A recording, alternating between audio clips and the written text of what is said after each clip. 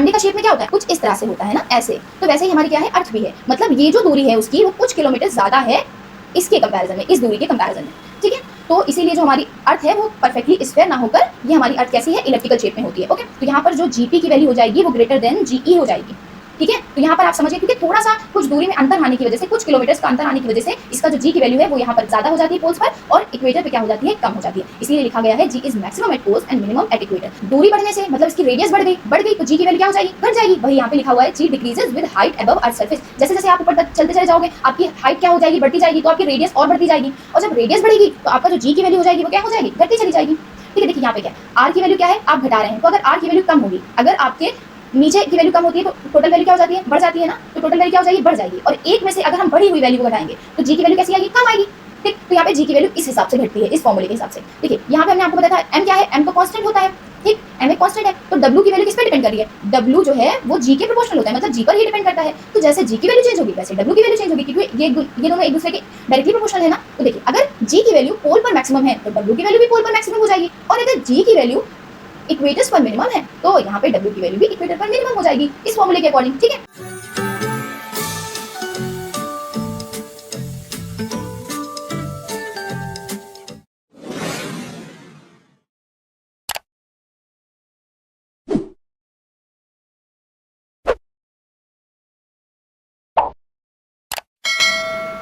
Hello curious mind, तो चलिए आज कुछ नया सीखते हैं और स्टार्ट कर लेते हैं अपने चैप्टर ग्रेविटेशन को।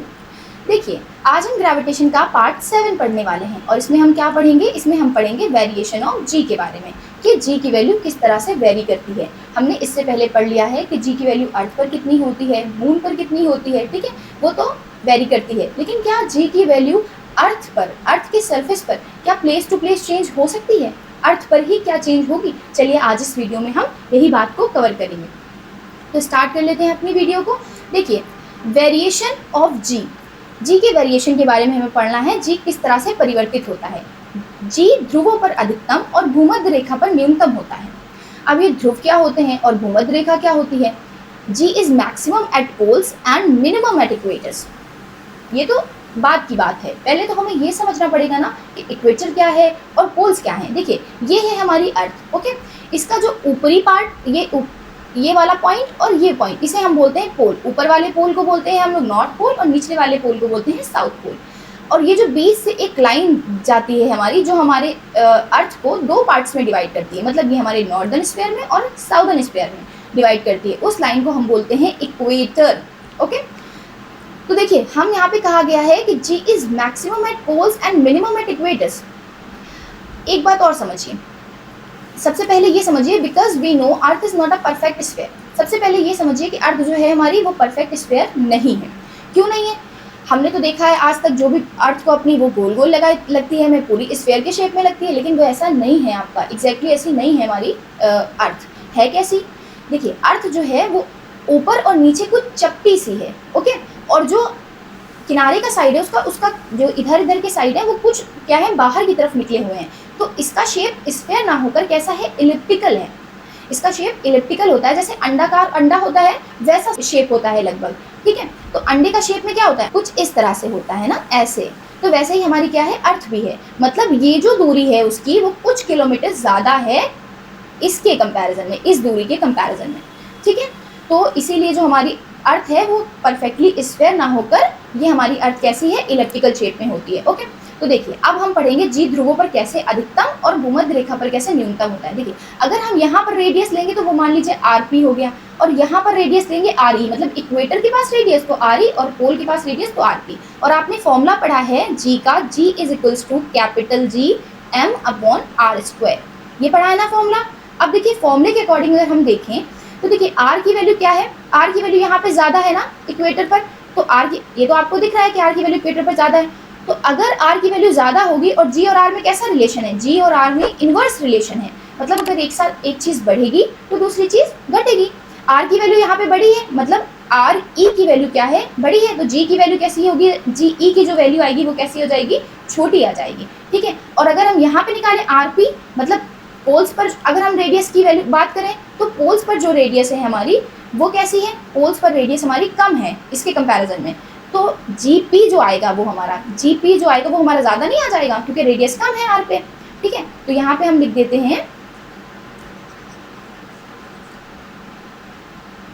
देखिए यहाँ पे अगर हम देखें तो GP जो आएगा हमारा वो भी हमारा क्या हो जाएगा, RP के। यहाँ पे RP क्या है हमारा, जो रेडियस ऑफ पोल है, रेडियस पोल की साइड पर जो हमारी रेडियस होगी वो क्या हो जाएगी, वो कम है। अगर रेडियस कम होगी तो G की वैल्यू क्या हो जाएगी, बढ़ जाएगी। तो यहाँ पर जो GP की वैल्यू हो जाएगी वो ग्रेटर देन GE हो जाएगी, ठीक है। तो यहाँ पर आप समझिए, क्योंकि थोड़ा सा कुछ दूरी में अंतर आने की वजह से, कुछ किलोमीटर्स का अंतर आने की वजह से इसका जो G की वैल्यू है वो यहाँ पर ज़्यादा हो जाती है पोल्स पर, और इक्वेटर पे क्या हो जाती है, कम हो जाती है। इसीलिए लिखा गया है G is maximum at poles and minimum at equator. आपको सिर्फ ये लाइन याद रखनी है, ओके। बाकी ये प्रूफ हमने आपको इसलिए करके दिखाया कि आपको समझ में आ जाए कि कैसे ये कम और कैसे ज़्यादा होती है, ओके। तो चलिए नेक्स्ट पॉइंट की तरफ चलते हैं। देखिए यहाँ तो आपको समझ में आ गया ना, चलिए नेक्स्ट पॉइंट की तरफ चलते हैं। नेक्स्ट पॉइंट लिखा हुआ है second, G decreases with height above earth surface. जैसे जैसे हम अर्थ सरफेस से ऊपर जाते हैं ना, वैसे वैसे क्या होती है, G की वैल्यू डिक्रीज होती है। अब ये कैसे होता है, मान लीजिए आप अर्थ के सरफेस पे थे यहाँ पे, तो आपने बताया पोल पर जो होती है वो मैक्सिमम होती है और इक्वेटर पे क्या होती है, थोड़ी सी कम हो जाती है G की वैल्यू। और जैसे जैसे आप मान लीजिए ऑब्जेक्ट यहाँ पर पहुँच जाए तो ये जो हाइट है कुछ हाइट हो जाएगी ना, ये मान लीजिए h हाइट हो गई, तो कुछ हाइट पर अगर पहुंच जाते हैं मान लीजिए, तो G की वैल्यू आपको बताना है यहाँ पर कितनी होगी। फिर आप वही फॉर्मूला लगाइए, G is equals to GM/r², okay. अब R की वैल्यू क्या हो गई आपकी, बढ़ गई। R की वैल्यू क्या हो गई आपकी, बढ़ गई है। तो देखिए अगर R की वैल्यू बढ़ गई तो R की वैल्यू बढ़ी कितनी है, देखिए ये रेडियस है हमारी, ये तो R हो गई, और ये h दूरी और हम चल गए ना, ऑब्जेक्ट जो है वो हमारा h और ऊंचाई पर है, तो यहाँ पर हम R प्लस h कर सकते हैं रेडियस। अब तो ये बढ़ गई ना दूरी, ठीक, तो R प्लस h का स्क्वायर। अब जो G आया वो ये आ गया हमारा, मान लीजिए ये नया वाला G जो हो गया वो GN हो गया, ओके। अब देखिए दूरी बढ़ने से मतलब इसकी रेडियस बढ़ गई तो G की वैल्यू क्या हो जाएगी, घट जाएगी। वही यहाँ पे लिखा हुआ है, G decreases with height above earth surface. जैसे जैसे आप ऊपर तक चलते चले जाओगे आपकी हाइट क्या हो जाएगी, बढ़ती जाएगी, तो आपकी रेडियस और बढ़ती जाएगी, और जब रेडियस बढ़ेगी तो आपका जो G की वैल्यू हो जाएगी वो क्या हो जाएगी, घटती चली जाएगी, ठीक है, सिंपल। तो आपको ये पॉइंट भी क्लियर हो गया। थर्ड पॉइंट देखिए, G decreases with depth under earth surface. कह रहे हैं जैसे जैसे आप अर्थ के सरफेस के अंदर की तरफ जाते जाओगे वैसे वैसे भी आपकी रेडियस क्या है, डिक्रीज होती जाएगी। ये कैसे होगा, चलिए देखिए फिर से यही वाला फॉर्मूला हम लगाते हैं। अब क्या हो रहा है, G जो हमारा हो रहा है GM/, अभी क्या है, R में H जुड़ रहा था, अब क्या करेगा, ये तो देखिए मान लीजिए H ऊंचाई क्या आ गया, नीचे आ गया, आप यहाँ पर आ गया ऑब्जेक्ट, क्योंकि हमें अंदर जाना है ना। कह रहा है G decreases with depth, depth में जाने पर G की वैल्यू डिक्रीज होती है। कैसे होगी देखिए, मान लीजिए आप h ऊंचाई नीचे आ गए, तो अब जो रेडियस आपकी बची वो पूरी R थी, और R में से देखिए RP और RE हमने तब बताया था जब हमने आपको इक्वेटर पर और पोल पर रेडियस बताई थी। अभी आप रेडियस जो है वो सिर्फ R मान के चलिए, अभी ये समझिए सिर्फ R है, तो टोटल R थी, ठीक है। तो R में से ये h चली गई ना, तो यहाँ पे बचा R माइनस h। अब जो हाइट बची, अब जो हमारी रेडियस बचेगी वो बचेगी R माइनस h का होल स्क्वायर, ठीक। अब आपने देखा रेडियस जो है वो क्या हो रही, घट रही। रेडियस में से कोई चीज़ माइनस हो रही है तो रेडियस ऑब्वियसली कम होगी ना, तो ये रेडियस कम हो गई। रेडियस कम होगी अगर, तो G की वैल्यू क्या होनी चाहिए, बढ़नी चाहिए। लेकिन यहाँ पे तो लिखा है G decreases with depth under earth surface, लेकिन यहाँ पे लिख रहा है कि G डिक्रीज होता है, ये कैसे, तो यहाँ पर इस फॉर्मूले का यूज़ करके नहीं निकाला जा सकता, क्योंकि जैसे जैसे आप अंदर जाओगे ना अर्थ के, तो आपका मास पे भी इफेक्ट पड़ेगा। पहले देखिए इतनी बड़ी पृथ्वी थी, अब आप यहाँ पे ऑब्जेक्ट पे आ गए हो, तो अब हमें इस तरह से सर्कल लेके, मतलब इसका क्या हो जाता है, मास भी क्या हो जाता है, कम हो जाता है, और मास और G में डायरेक्टली प्रोपोर्शनल का वो होता है, संबंध होता है। तो यहाँ पे m की वैल्यू घटने से G की वैल्यू भी क्या हो जाती है, घट जाती है, ठीक है। और भी फैक्टर्स होते हैं, यहाँ पे हम R स्क्वायर को क्या करते हैं, कॉमन करते हैं, तो एक नया फॉर्मूला हमें मिलता है, G is equals to G0, मतलब ये जो हमारे पहले वाली वैल्यू थी G0 और 1 माइनस h/r, कुछ 1 माइनस h/r, स्क्वायर नहीं होता है, ये फॉर्मूला हमें मिल जाता है, ठीक है।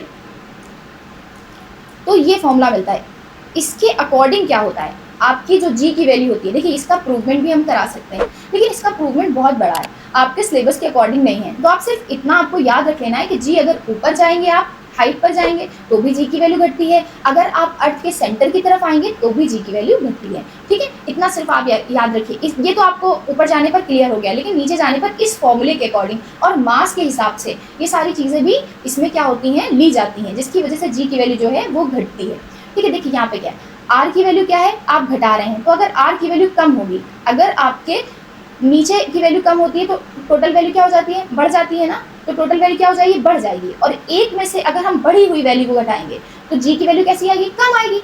ठीक, तो यहाँ पे जी की वैल्यू इस हिसाब से घटती है, इस फॉर्मूले के हिसाब से। अब चलिए अगर आर की वैल्यू मान लीजिए बढ़ रही होती, ठीक, आर की वैल्यू बढ़ रही होती तो टोटल वैल्यू क्या होती, घट जाती। अब हम एक में से कम वैल्यू घटाते ना, घटी हुई मतलब कम वैल्यू, एक में से कम वैल्यू घटाते तो जी की वैल्यू बढ़ी आती, ठीक है, जिसकी वजह से जी क्या होता, बढ़ जाता। तो इस फॉर्मूले के अकॉर्डिंग यहाँ पर जी डिक्रीज होता है। आपको सारी बातें नहीं ध्यान रखनी है, बस आपको अगर समझ आ गया तो अच्छी बात है, नहीं तो आपको ये याद कर लेना है, g decreases with depth under earth surface, g increases with height above earth surface. ऊपर जाइए या नीचे आइए, दोनों ही कंडीशंस में जी की वैल्यू कम होती है। ओके, तो चलिए आगे चलते हैं। अब देखिए फोर्थ पॉइंट क्या लिखा हुआ है, देखिए weight is maximum at poles and minimum at equator. Weight जो होता है पोल्स पर मैक्सिमम होता है और इक्वेटर पर मिनिमम होता है। ये इक्वेटर है और ये पोल है, तो पोल पर मैक्सिमम और इक्वेटर पर मिनिमम। कैसे, अभी हमने ये सेम चीज़ आपको बताई था कि जो जी होता है वो पोल्स पर क्या होता है, मैक्सिमम होता है, और इक्वेटर पर क्या होता है, इक्वेटर पर मिनिमम होता है। E for equator, P for pole, ठीक है, तो ये हमने आपको बताया। अच्छा चलिए याद करिए, W is equals to m g, हमने आपको फॉर्मूला बताया है ना। देखिए यहाँ पे हमने आपको बताया था m क्या है, m तो कांस्टेंट होता है, ठीक, m एक कांस्टेंट है, तो W की वैल्यू किस पे डिपेंड कर रही है, W जो है वो G के प्रोपोर्शनल होता है, मतलब G पर ही डिपेंड करता है। तो जैसे G की वैल्यू चेंज होगी वैसे W की वैल्यू चेंज होगी, क्योंकि ये दोनों एक दूसरे के डायरेक्टली प्रोपोर्शनल है ना। तो देखिए अगर G की वैल्यू पोल पर मैक्सिमम है तो W की वैल्यू भी पोल पर मैक्सिमम हो जाएगी, और अगर G की वैल्यू इक्वेटर्स पर मिनिमम है तो यहाँ पे W की वैल्यू भी इक्वेटर पर मिनिमम हो जाएगी इस फॉर्मूले के अकॉर्डिंग, ठीक है। तो यहाँ पे लिख सकते हैं ना, WE is maximum at poles, pole पर क्या होता है, यहाँ P लिखे मैक्सिमम होता है, और WE इक्वेटर पर मतलब जो वेट होता है आपका वो कैसा होता है, मिनिमम। ठीक, आपको समझ में आ गया ना, W भी कैसे वेरी करेगा, जैसे G वेरी करेगा। चलिए यही 4 पॉइंट्स थे जो आपको वेरिएशन ऑफ जी में पढ़ने थे कि जी किस तरह से वेरी करता है अर्थ के सरफेस पर ही। मून पर तो हमने पहले ही पढ़ लिया था। आई होप आपको ये वीडियो पसंद आई होगी। तो मिलते हैं नेक्स्ट वीडियो में क्यूरियस माइंड्स एक नई क्यूरियोसिटी के साथ। जब तक के लिए थैंक यू स्टूडेंट्स।